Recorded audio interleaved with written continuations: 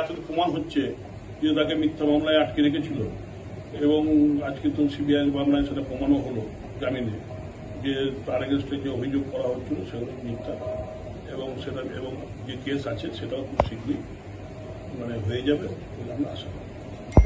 আমরা তো চাইবই যে যেরকম ছিল সেরকম অবস্থায় যেন থাকে এবং কর্মীরাও তৈরি হয়ে আছে যে অন্য ফিরলে সেগুলি। তখন একটা বীরভূমবাসীর কাছে একটা আনন্দপ্রদ কেষ্ট এমন একটা মানুষের সুখে দুঃখে প্রতিটি ক্ষেত্রে মানুষের পাশে থেকেছে এবং আইনের পথে চলছে। নিশ্চয়ই আইনে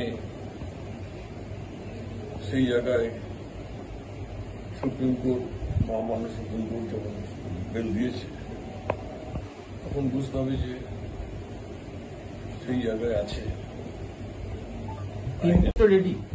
টিম কেষ্ট রেডি তাহলে দেখুন, কেষ্ট বীরভূম জেলায় এমন একজন নেতা, কেষ্ট মানুষের হৃদয় রয়েছে, এটুকু বলতে পারি। তৃণমূল কংগ্রেসটা করি আমি বলে দিয়েছি, ছিলেন না, তো তিনি দ্রুত ফিরে এলে টিম কৃষ্ণ আবার উজ্জীবিত হবে, টিম অনুব্রত বা টিম কৃষ্ণ আবার উজ্জীবিত হবে। মানে পুরো টিম রেডি রয়েছে, শুধু তার ফেরার অপেক্ষা। হ্যাঁ, আমরা সবাই তো সেইভাবেই পঞ্চায়েত করলাম, লোকসভা করলাম, তো টিম হিসেবেই তো বীরভূমে সবসময় আমরা সব কাজ করি, সংগঠনের কাজ, নির্বাচনের কাজ, তো সেই টিম আমরা আছি।